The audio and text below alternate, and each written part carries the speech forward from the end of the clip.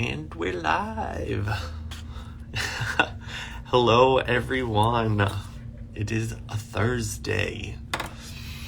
So, absolutely love doing these lives. I am super excited that we are on episode 65. We've done 65 of these lives, which has been phenomenal, and hopefully you guys have enjoyed all the people that I've been bringing on and doing these with, because honestly, I've met so many amazing, phenomenal people in my life, and I love sharing them with you guys, or you as a whole, everyone, trying to get better at removing you guys out of my vocabulary, since not everyone's guys. But hopefully you guys, see, I did it again.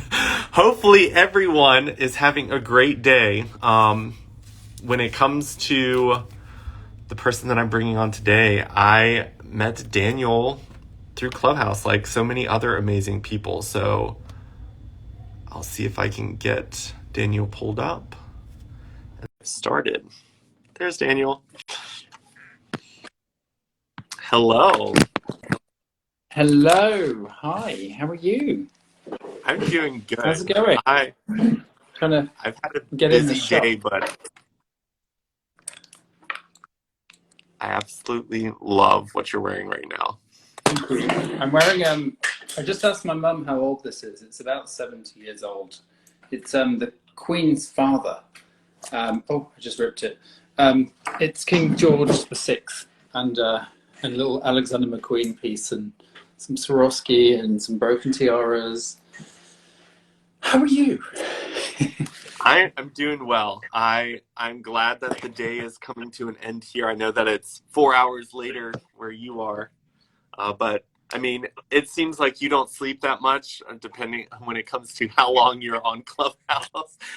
So I'm sure you're fine over there.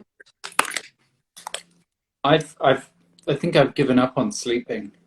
Yeah. So overrated. So I'll go ahead and let you introduce yourself so people kind of know who you are, and then we can just jump right into a conversation. Well, my name is Daniel Lismore. I'm an artist. I'm based in London. I do a lot of things. I mean, categories, I don't know. I do a lot. So, when you try and put yourself in a box, it never works. Well, for me anyway. So, yeah, I'm just a person. Yeah. I absolutely loved, like, one of the first rooms I ever joined with you opening it was when you were kind of saying that you don't understand why people would ever want to fit in. And I absolutely loved when you said that, because I feel like a lot of people struggle most of their like childhood and teenage years trying to fit in. And then when you get older, you start to realize that why would you ever want to fit in the first place? Like, we're born to stand out and be unique. I've personally never got it. I think it's maybe because I've never really fitted in anywhere, and then I always think, well, do I want to? Not really. No. Why? Like, what a weird idea. That's what goes on in my head. I just think that's a strange concept of being like everybody else when you have the ability to be yourself, to be you. I mean, everyone else in the world is. There's a great quote saying, "Already, everyone else is already taken." So, and it's true. And you're you. You should allow yourself to be like that. I believe in individuality, and I think when things start go to the masses, cultural ideas, good and bad, get in the way. And I think we have to focus on who we are as a person rather than what the rest of the world is, and how we can navigate through our lives, and just to be. And I think, how are we going to be safe, or how are we going to be? What do I have to come up with in my life, which is different to everybody else's, to get me to the next step? And I think that's where individuality is a really great concept and key to, just being who you are. So Yeah, I agree 100%. And I feel like when it comes to like the clubhouse spaces that are created, I feel like when it comes to the rooms that you create, you really do create a space for people to share and be open. I'm always amazed at how vulnerable people are in your room. It's just like you've created a community where people can come in and feel safe. And I mean, that room has opened up so many avenues for people to share the problems that are going on in the world. And hearing the community there kind of constantly trying to come up with ideas and help each other with the struggles. I know that like the first country was, I think Turkey was one of the first countries that kind of came in. And then we had Russia, and then I know Ghana came in and was talking about the things that have happened there, which is just It's, horrible. it is horrible. I think so. That room is a clubhouse room. It's called the LGBTQIA plus Allies Club, and I've done it every single day since I've been in Clubhouse because I couldn't find a space that I would fit into. You know, like again, and I love people and I love talking to people. So at the beginning, I was just asking everyone questions, and it got bigger and bigger and bigger, and every day, and people from all over the world came in. And what I realized, I travel a lot. You know, I've traveled to so many continents, so many countries. I've interacted with tribes and like New Yorkers and people that are like holy people and all sorts of people from all over the world. But sometimes we, because of those two, the first like moment of meeting, we sometimes miss what everything else behind them, you know. And so this has been a place where we've heard stories for the first time about people from Libya. I mean, when do you hear stories from people from Libya? I haven't heard many, only in the news. When do you hear stories from Iraq and Iran and Nigeria, especially queer stories? And one thing that I really learned was we have all these rules in the Western world, but they don't exist. Some don't exist there, and others are behind, and others are way forward. So I've just got just started to realize this, and listening to all these stories, I found it beautiful and heartbreaking and just soul destroying as well as. And so what we've done behind the scenes of this clubhouse room is created a small community where we've actually gone, okay, what can we do? Fine, everyone's talking about privilege right now, so, and they'll just talk about it, but no one seems to act on it. And I think to talk about privilege, you need to act as well. And we go, well, we're privileged in this way. This is how we can help. And it might be by the smallest thing, sharing or giving money or help it, or spreading awareness. Or it might be that I can call some MPs up and some wealthy people and some influential people and see what we can do. And then so we can contact governments, we can contact, and I don't think people realize that they can do so much more than they think they can in their lives. And we've kind of helped prove that in the past month that we've got together.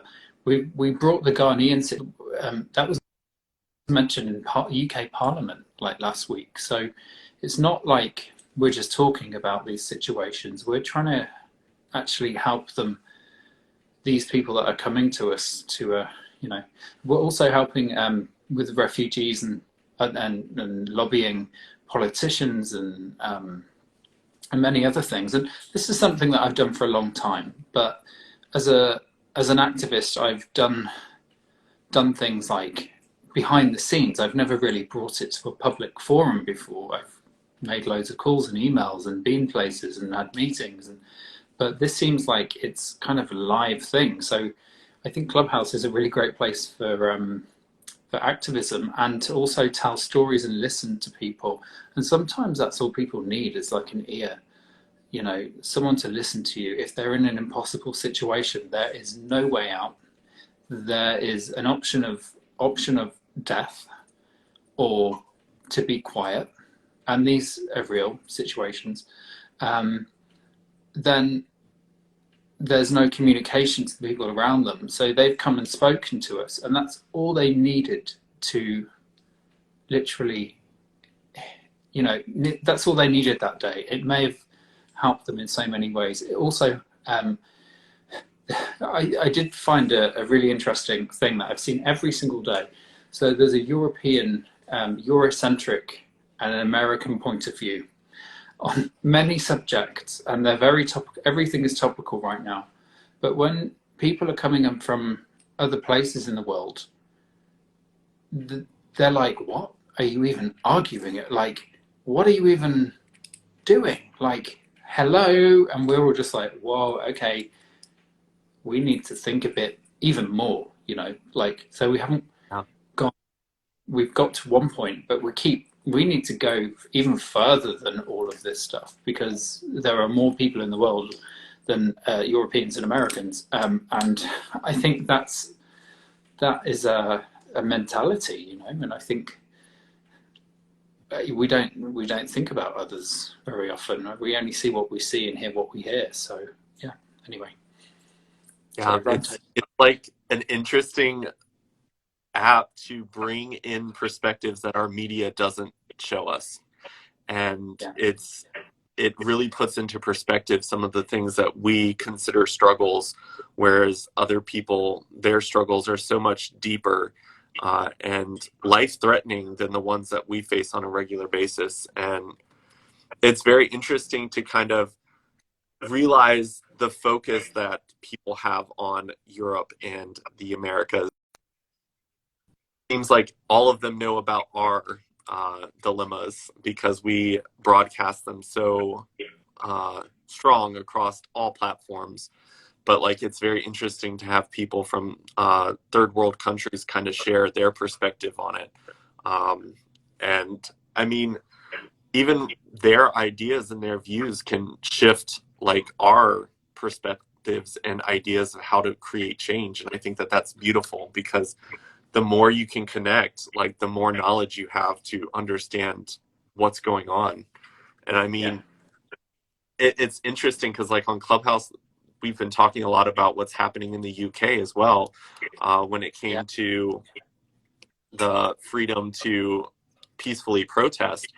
And I still talk to people today that are in the UK that I'm friends with, that they're like, what are you talking about? And I'm like, how is this not something that you're aware of? It's your country, and that's like a major freedom being taken away from you. And it's interesting to be on a platform like Clubhouse where there's not so much things to prevent things from being said and shared, because I think that social media and media have these blockers where if like something's going through that they don't want promoted on a large scale, like it doesn't happen. But Clubhouse doesn't seem to have that yet. No, I hope it won't come either. That is a really interesting point. Most people don't realize that the freedom to peacefully protest, not even like crazy, that's already against the law. So the media is talking about the stuff that's already against the law, but associating it with peaceful protest, which is baffling to me. And people don't seem to know the difference. And then anyone that does know about it doesn't really know how drastic this could be, because it would infringe on freedom of speech. It's a human right. And if you take away a human right from a democracy, there's no democracy anymore. We won't have a democracy in the UK, and there'll be no way of protesting against it. And if we do, we get 10 years in prison. So that's huge. The other thing is, which is I think is unfortunate, that other countries take their ideas politically from us because they think we're progressive and forward, and obviously we're not. And then they put them into their constitutions and ideas of way of running their country. So I think it's really dangerous. This has also been the other thing is the newspapers are very good at spinning things, but I think now I'm quite a left-wing person, And I want equality and freedom for everybody, and generally for everybody, like for everyone, um, like on this planet. And I think it's necessary. But um, for the first time ever, and this is horrible to even think about and say, but the right wing hit the streets in the UK last week, and I was like, come on, this is a thing that we are fighting together, and it's the first time in my life that left and right and middle are all affected because it is a human right. So it doesn't matter what you believe in, it doesn't matter what your political idea is or your agenda or your if you believe in the Conservatives or Labour, or you're Green Party or Liberal. It doesn't matter what you are, or you're neither. Or this affects you. So this is a huge problem that we're going through, and unfortunately, the media is spinning it on. When they mention it, which the reason it actually is in place is because of protests like Black Lives Matter and Extinction Rebellion. But that's a great way of also for them saying they're wrong, and then people on the right don't seem to understand that it affects them as well. It's not just freedoms taken away for people on the left, it's them too. So this is a really, for me, an important thing that we need to stop happening, and I'm doing everything I can, calling everyone, and we got really active on it. We went on Clubhouse and took over a room called The Brits Are Here. And this is like Brits from all over the UK. We don't talk politics in there. We just talk about crumpets and weird things. And they let us use the club. And all of a sudden we had these activists and all sorts of people going, what the hell is going on? So we all came together and even made a website and put out all the petitions and got that was really amazing for people with complete opposite opinions, complete polarized realities, to all come together and to actually work for the greater good of everyone in the country. So and I just hope that keeps happening. I think we have gone through some horrible times in many all over the world since COVID, and even before, obviously, like forever. But I think this is one thing that maybe brought some people to go, okay, well, we're in the same problem. So anyway, I'm finished talking about that. and this is Daniel, and I'm done speaking. I'm done speaking. I'm so used to Clubhouse. I got so used to Clubhouse that my boss we were doing like a video chat, and she said something that I liked, and I started flashing my mic, and she goes, "Is something wrong?" And I'm like, "Oh no, I was like congratulating you on what you were saying." Oh, it's become a way of life, and I'm loving it. But it's always very interesting because I feel like a lot of times governments and businesses and stuff will use fear as a motivator for people to ignorantly put themselves in a situation where they're really messing themselves up. And they will use a pandemic, they will use protests that have gotten out of hand, they will point the fear at the stuff that could be happening and be like, this is why we have to get rid of protesting. But they're not letting you know that it's everyone's protesting rights. All protests. And it's just like, it happens everywhere. Like everyone will try to do that. And you have to be educated enough to see through that filter that they're trying to get you to see through. Like when you first brought it up in the room, I was like, how did they word that to where anyone would have said yes to that? Like, how did they sugarcoat and spin that to make it seem like this was going to be a good thing to where they would have voted, had anyone vote yes to that? Yeah, I mean, the weird thing, they had it in a huge bill. So it was called the Police Crime Sentencing Court Bill.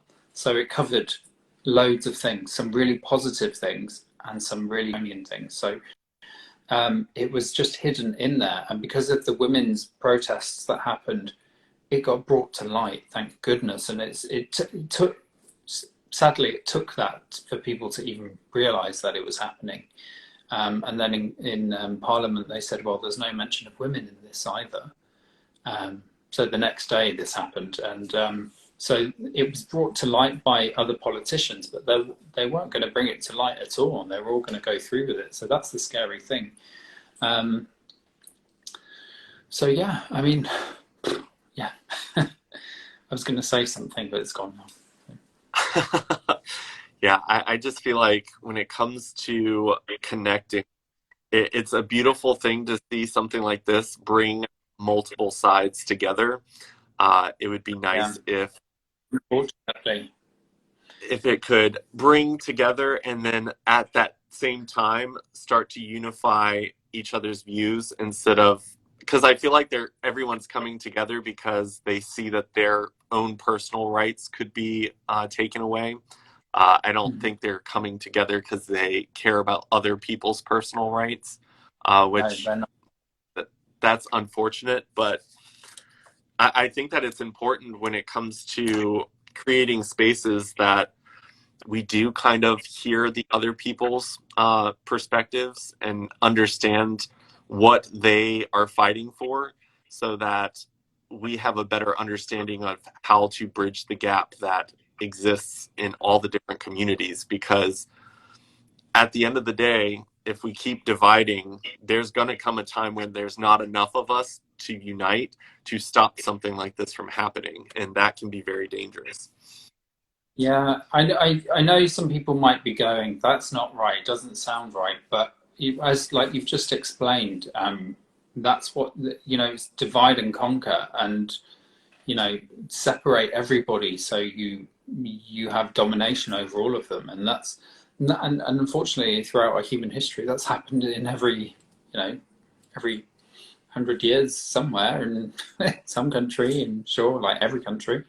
So that's a big problem, and we're at this point where we're freer than, well, not freer than ever, but because of the internet, but we're freer in most places, and I think they're worried about that. So, and it does sound very like, there were conspiracy theories about all this stuff, but I mean, I don't believe in them. But they were talking about this, and it's actually happening. This is not a conspiracy. This is like the law in the UK. Well, here anyway. First world problems, I guess, but what affects us will affect other people. I know it will. So Yeah. yes, yeah. I feel like a tactic that has been used, especially here in the United States, for a while now, was there's just so much false information, and even like conspiracy theories play into that because if too many conspiracy theories are going around, then people are just going to assume that everything is a conspiracy theory, especially when it comes to the right to protest being taken away. That just seems like Yeah, a conspiracy theory. it And seems so crazy, I, doesn't it? It's not. yeah, it's just like it's too crazy to believe. So then people don't put time or energy into looking any further into it. And I think that Yeah, that is one of the dangerous things that the internet has brought to us is it's brought us so much information. And we were talking about it in a clubhouse room the other day about how everyone's just tired. Everyone's exhausted with everything that's going on, whether it's the pandemic, losing jobs, protests, equality for different groups of people. Like everyone's just stretched so thin that we have to be it's careful time because to divide, time to conquer, actually, because they've divided us already. So, yeah, it's time for them. We just got yeah. to know this, and it sounds completely bonkers, like, but it's happening. So, you know, what was I going to say? Even like Theresa May, who was our ex prime minister, stood up and said, "This is too much." Everyone was like, "Okay, if it's too much for her, there's a problem here." So, yeah, shall we move on from this subject? Because Yeah, I'm we sure can. we've got a lot to talk Yeah. about. So I feel like when it comes to your unique ability to just like connect people, I think that that's like a beautiful thing that you do. And I that that's something that a lot of people, I think, could really learn to start doing. I think that the connection of people, you talked about it a little bit earlier when it comes to like being able to solve issues when it comes to all the different people and connections you have. I think that that's something that we all need to look at the ability to be able to create change. A lot of us feel like, oh, I've only got 100 followers on social media. I don't really have that many friends. I think that the idea of just speaking about your story and just listening to other people, that's the one thing that I've really loved about Clubhouse is I've been able to listen. And I hear someone speak in one room and I'm like, oh my God, this person would be great for this conversation, and I'll ping them into that room. And it's just like you are able to add into this conversation or problem solving ability just because the connections that you have. And I think a lot of people underestimate their ability to make a difference in the world. And I think that They it's do. important to realize that each of us have a very, very unique story. And I think that we each have the power to push out hatred for anyone in the LGBT community or other minority groups. I think that Yeah. one thing that I've heard, like, there are definitely some superstars on Clubhouse that you just instantly you see them in a room and you know that it's going to be an excellent space, and you know that if Mm. anything is said like that's prejudiced against anyone, they're going to be the one that just like knocks it down, brings it back to a level, educates. And I think that more people need to realize they have that secret power as well. Yeah. It's interesting because there was this. I keep mentioning this one situation because the only reason I mention it because it really hurt me. Doing a lot, and then a situation arose where with hate, I removed the person, and someone else came up and continued their hate. But I was told I shouldn't have removed the person, so I let them continue, and I thought, okay, we can talk to this person after. But then others were pinged in, and they were like, "How could you even have this conversation in here?" And I'm like, "Oh my gosh, like where do I go with this?" So I learned a lot with that because um, I knew I felt like I should have gone with my gut feeling, which I always do on everything. Um, and also with logic, it's like gut and logic goes, no, take it, like remove the hate, But for this, it wasn't hate. It was like, when hate is formed into something that they're trying to make sense of it, and you're like, no way, this is wrong. And people that night, I think it was very damaging for anybody in that room. And I was just like, oh my gosh, like, do we even do this again, like tomorrow? And I woke up the next day going, yes, I'm going to, because that I don't think it was particularly anybody's fault in a way. I think, but yeah, all of our faults because none of us stopped it, and none of us, called it. So anyway, so what happened was, like the same situation came in the other day. There's a lot of hate in the LGBT plus community. Like there's a lot of hate between, and it's so unnecessary and it's so hurtful and it's kind of tragic. All those, I feel like all those people that they hate themselves. They don't hate the others. They really hate themselves. They're either in situations where they can't be themselves. They take out on others, and that's what we do as humans. So I think these problems are, I think that's where it comes from. But the person, it's very weird because there are also hateful people, and they hate who they are and what they are. So I just said to this person, I'm really sorry. I've got to remove you. Like, I don't even want to hear what you have to say, and I don't think anyone else deserves to hear what you have to say, because hate is hate. It doesn't matter if you hate yourself or you hate someone else, So yeah, that was that. And Yeah. it made me sad because of seeing someone hate themselves so much that they take it out on other people in their own community and their own people, you know, like, so yeah, anyway. Yeah. I think that that's a really important thing, and I think that a lot of people don't realize that that self-hatred is being lashed out and used as a weapon around the people who would really be there to support them through thick and thin. Yeah, And because they have so much self-hate, they don't realize how they're really just destroying a place that could be a safe space or a community for them. yeah, And I think that that's one thing that the LGBT community has a lot of is trauma, and trauma results in a lot of hate. And comparing traumas and all of that stuff is just such a dangerous thing to do because I mean, I've got friends in every walk of life and we get along perfectly fine. And we understand that we won't fully understand each other's traumas or walk of life, but we love each other through it all because when you have self love, like it's easy to give love to everyone else around you. And yeah. it's definitely like your rooms get so big and you are so like inviting to have everyone up on stage and everyone have a voice. And the fact that your room has really only had a few of those types of moments, Like like, five, six, maybe two when and I you've been wasn't doing there. it for months now.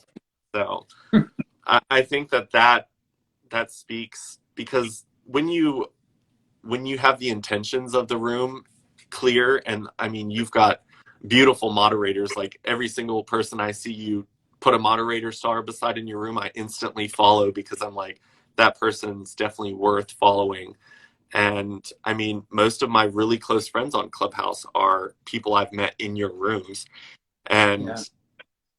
when you have to jump off and actually go to bed, the rooms that just kind of keep carrying on to 4 a.m. my time here in the United Yeah. States, like there's I mean, different vibes throughout the room, but it's just like a beautiful space, even with I, like five people.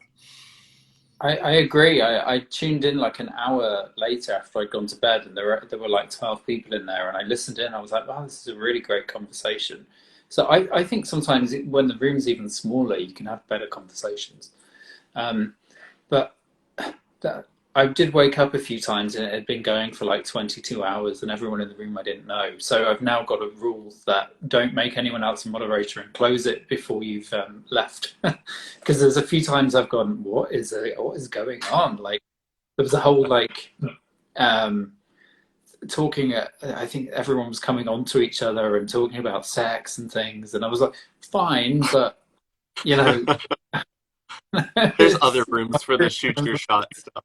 yeah, there's many other rooms for that. So, um, which you know, it's all good. Yeah. It was very interesting because when I first joined Clubhouse, I was like you, I didn't see any LGBT spaces. And like at the time, they're like, you have to host a room this many times to like open up your own club. And I had submitted to like get my own club. And then like 2 days later, I found your room. And I was just like, oh my gosh, someone else had the same idea of bringing the LGBT people together on Clubhouse. And now it's definitely gotten to a point where there's lots of different groups where I feel like you just kind of have to find your group that you fit in with. I think that there's a room for everything. There's a room for humor. There's a room for serious conversations. There's room for connection and healing. And I think that it's important that they all exist. I Um, agree. Yeah, I and mean, we're so multifaceted, like, and we're from all over the world. You know, if you think about our community, we're from every single race, culture, religion, background. We're everywhere, like everywhere. You can, like, even if you don't think we're there. Um, and you know, we're people, and some people don't see that, which is sad. But you know, and you might go, why are you trying to segregate yourself? But sometimes you just want to be in a room where you're understood, um, or you know, you're half understood at least. But there are places where you can't be, and you know, so yeah. Sorry, I cut you off. I didn't mean to. no, you're fine. I think that You're completely right. We exist in every single space that is possible to exist in. Like there isn't a career, gender. There's nothing that the LGBT doesn't exist in, and I think that that's an amazing thing to understand all in itself because that gives us power. Like we are politicians, we are doctors, we are educators. Like we have the power in all of those spaces, and we have to just acknowledge that and understand it. And I feel like there's a lot of negative stereotypes of our community that is the main focus of LGBT. When I think that if we focused on our strengths and our places of power and privilege, like the LGBT community can move mountains. Like when it comes to the media, like LGBT is in there. Like it's not Mm, something that um, it might be places where there's not enough to feel like you have the right to raise your voice and make change. But if I think it's amazing because the LGBT community is a little bit different than other minority groups, whereas like if it's the skin color, like it's obvious. Whereas gay people, like I could walk into a space and someone wouldn't know I was gay unless I said something, or if they read into my mannerisms, which around here people don't. And mm, hearing what people say about our community behind what they think is closed doors that we don't hear, we hear yeah. it, therefore Mm, we know it exists and we know that that's something we have to fix. Whereas other communities, the doors are shut and people are talking about it and they don't understand the real problem that needs to be fixed.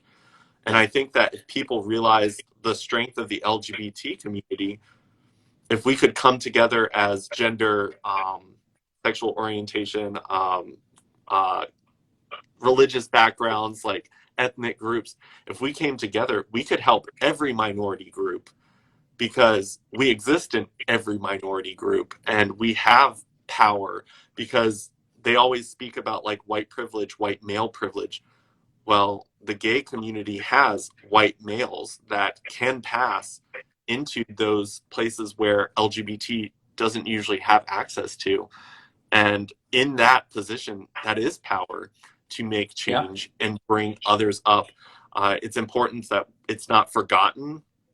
I think that a lot of people get to a comfortable position where they themselves are comfortable and forget about the rest of the community, which is the toxic part of our community. But if we could start looking at our strengths and being like, hey, you've got a position in media. Hey, you're in the churches. You're a female, you're a male. Like if we could find those and focus on that, I feel like the power would just be unlimited to making change. I totally agree, and I think that's why we need to stop fighting because we've got so much to fight anyway. Um, and it is sad when you do see them fighting. I try not to fight with anybody, but if I hear hate, I can't. So no. But we're so powerful. I mean, it's weird with me because people don't know what I am. Like they have no idea. Literally, people think I'm straight. People think I have a wife. People think I'm. I don't know what people think I am. I've heard so many different stories, and I'm like, okay, yeah, sure. You know, I confirm all of them. Literally all of them. You can think whatever you want. But I also hear it, and they're like, "Oh yeah, those people," and I'm like, "What? You mean me?" You know, like, and I'm in that position. I'm very fortunate to be in the position of being. You know, people say, "Why haven't you got many followers?" Blah blah blah, and I'm like, "Well, look at the I get the 1% that get me. It's like the weird 1% of the world that I'm surrounded by, and I'm in such a strange position. I'm surrounded by the people that everyone talk about, like from politicians to the rich people to the scientists to the celebrities. Like they are my life, and I don't know how it's happened. It's just normal for me, and people, see that in a different way. But I'm like, this is just life. I'm from Coventry in England, for a small village, and somehow this has happened. So I'm in this very privileged position where I can use that privilege to even change. And I've sat in rooms with oligarchs and royal families of countries, and I've spoken to them about these subjects, and they've and they've literally gone, oh, yeah, we didn't know that. Oh, I see it like this. Even some of the um, like hateful, like you're in the room with them in those circles. It's all conspiracy. You see, so I'm part of conspiracy theories, which are completely whack, which don't even make any sense because I was born, I would have been 12 when they were happening. So it just makes no madness. Um, but um, so it's weird because in those circles, you're in the room with the rich and the famous and the affluent and the beautiful, cliche beautiful, because it happens, it's there, it's real. I hope things change when we go back, but I don't think it's going to be honest. I don't think it's that world will ever change. As much advertising and whatever they put on it, I don't know. But the fact that I'm there is a good thing, I guess. But they don't talk about politics and things. They just have this weird life. And if you're friends with blah blah and they're friends with blah blah and you're in the same room and you share a boat in Venice and you become like really good friends with them, and then I mean, it's really weird. One of my friends, I shouldn't really mention too much, but um, we've never spoken about politics or anything. And I realized this summer that I was like hanging with the wrong people. I was like, okay, I don't want to go back there. But but that's kind of how that world is, and it's only certain people see it, and they're there, and it's spoken about in newspapers and headlines and things. And so I just do my best as an activist. I'm like, so it's like social alchemy. I'm like, okay, you're there, you need this. Okay, let's do this. And it's like, speak, you know, and that's how some of the things happen. And I think they've happened like that in those privileged situations for years, and I think artists have a really great role because they can skip the class system, which unfortunately is there, and they're able to have access because art is admired by those people. So I think artists have a really great job to do because they need to do the job. They can't just be sitting on like some people, like I'm not going to say who, but um, everyone's private jet and just going around doing nothing, creating meaningless art, and that's boring. But if you're in that position, I think you have to use it. And I know many artists that do that, and they are amazing at doing it and actually changing things that people will never hear about.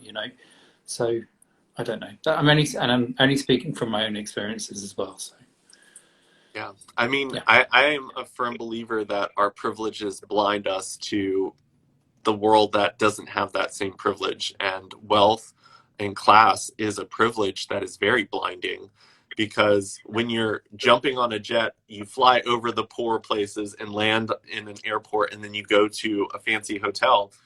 You don't see other people, and then you're not exposed to any of that. And also, like when you are at a certain level, when it comes to the types of things that you search and look at, you're not looking, you don't type in the political stuff. You are more interested in the wealth and growth and all of those different types of things.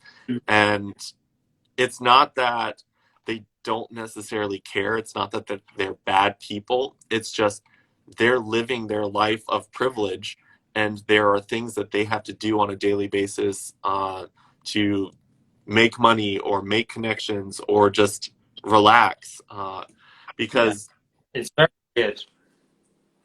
it's because my family I grew up with my family having money, so what they spoke of, and then on my mom's side, like my mom's side was very poor, so I lived both lives, and it's very interesting the very different perspectives and the views of how you're supposed to grow up, what you're supposed to do for career, what's appropriate to speak about and what's inappropriate or taboo to talk about.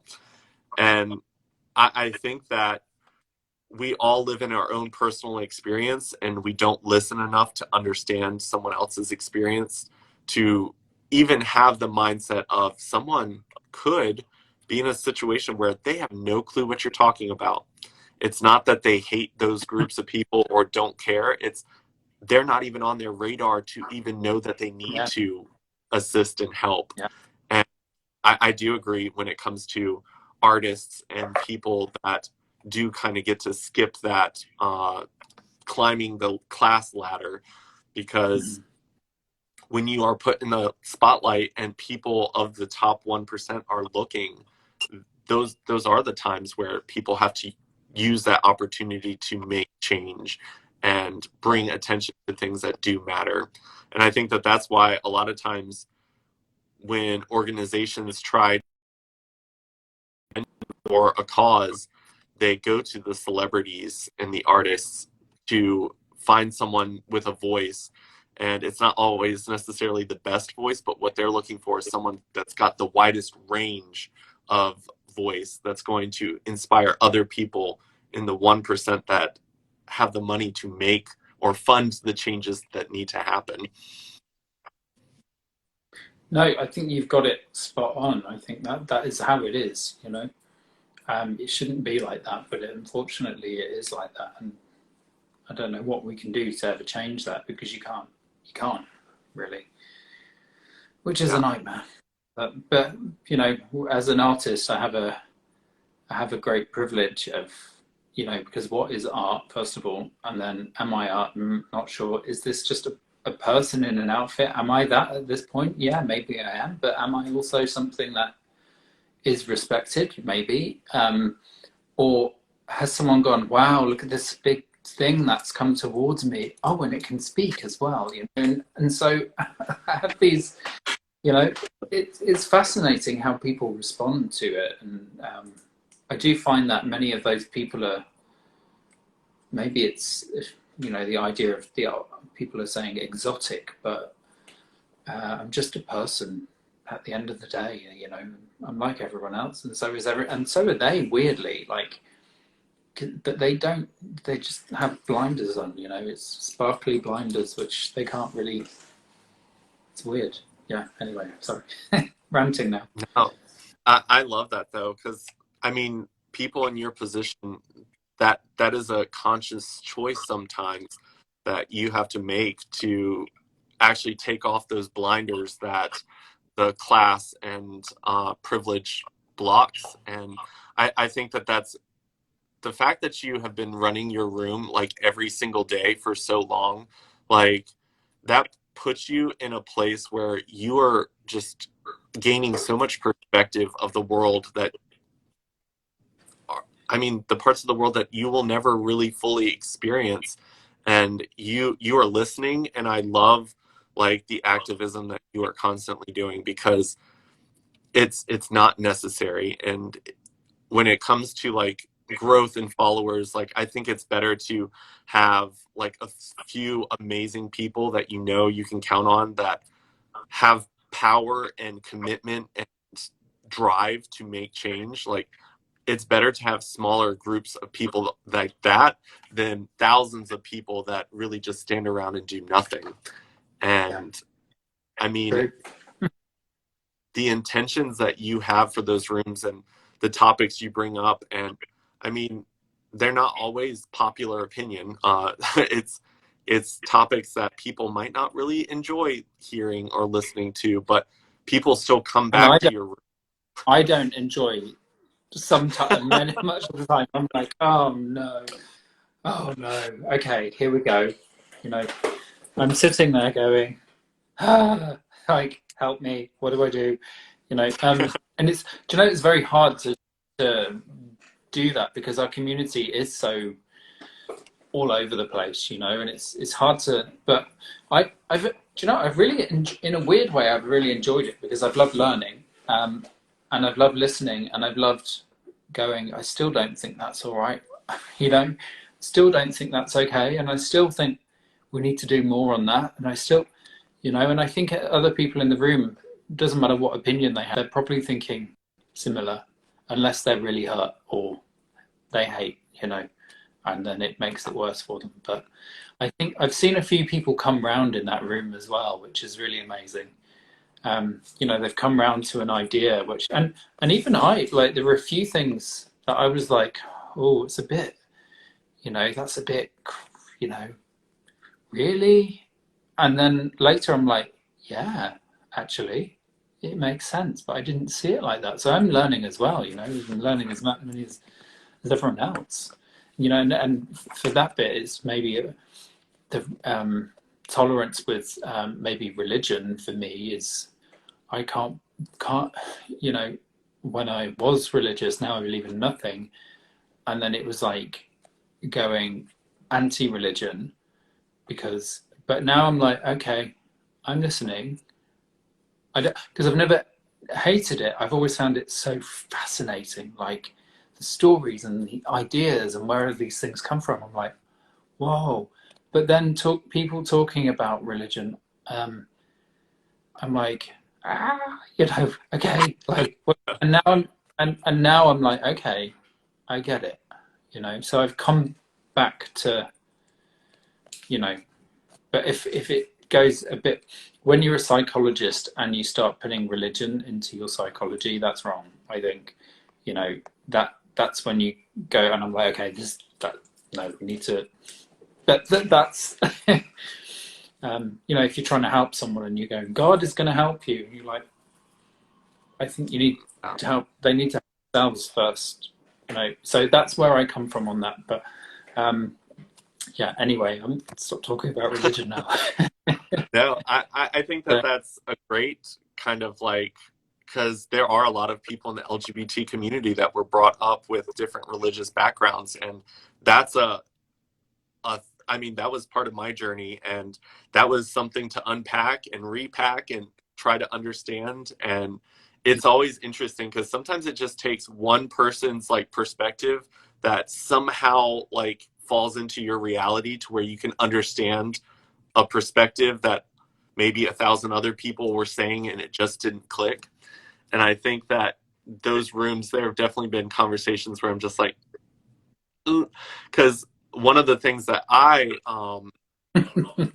learned and opened my mind more to was when straight people play gay roles in films. yeah, Um, I do have a friend that I've done lives with that was straight that played a gay role in like an ad. It wasn't anything big, it was just an ad. And he got pushback from it. And I was like, you know what? He's an ally, he's great. Um, but then, like, the more people kind of talking about it, about how they get passed up for straight roles because they sound too gay, they can't act straight. And when you start to hear about the limitations that gays have when it comes to playing straight roles, it made me realize that maybe gay roles should be played by gay people, because one, it's going to be more authentic. Two, it's giving them that space that they don't have in the straight roles. And I still think there's room for everything. I still think there's roles for straight people to play. I think it all can exist, but I definitely shifted my mind a little bit more towards, now I understand the perspective, and it took multiple people kind of sharing their stories to kind of help me see that. And I think that I really enjoyed that aspect of the rooms because it does open your mind to new perspectives when maybe someone else with the same view just couldn't get through to you because of different yeah, obstacles that just didn't line up. yeah. And I feel the same on that actually, because I was like, you know, it's a job, it's a good job. If someone can do a good job, and then I watched James Corden. That was the worst gay person ever played. But then you have to, the other thing is you do have to realise. I mean, for in the UK, these are some things. I'm not making excuses. It's illegal to ask someone if they're gay if they're doing their job. And then I know so many LGBT actors who are not out. So that's the other problem. But Mm-hmm. listening to all those, I actually walked around my kitchen today and that whole subject came up in my head. And I know we had Stephen Fry in there, and he said, well, if it's a really great actor doing a really good job on a portrayal, then yeah. And I was like, yeah. And then today I was like, no, we should have gay actors playing gay. We should. I'm sure there's definitely amazing gay actors out there, obviously. So yes, they need to play those roles. and the whole trans actor thing, I think trans roles should always be played by trans people, always. There's no debate, I don't think. And do you know what? If we got to the point where there were more representation on the queer community on TV constantly, and we're everywhere, so maybe in the future it might be worth having a think and a rethink, but not yet, because we're not there yet. So I think we need to continue. That's what I think. Maybe I'm wrong. Maybe people won't like what I'm saying, but I don't know. That's how I see it. There was one person in there that said, like, would you have a white person play a black role? Would you have a man playing a woman's role? And they're like, why would you have a straight person playing an LGBT role? They're like, no matter how like much you can make someone look like a woman, if they're not a woman, there's plenty of women to be in there. Just because you can, like, there's enough makeup out there and digital effects to make someone look a different race. There are people of that race that exist. Why would you put that person? And I was just, the more people talked about it, I was just like, it's making more and more sense to me. Like, yeah, me too. I guess because I'm not really an actor. Like, I've never been turned down for a role that someone told me I was too gay for. So I guess it's not an experience I will have. So I have to accept the people in that field that are telling their stories and accept that. Yeah, it's funny, in the UK we're given slips if you're diverse and you're on television. It's amazing that they do keep an eye on it, I think. But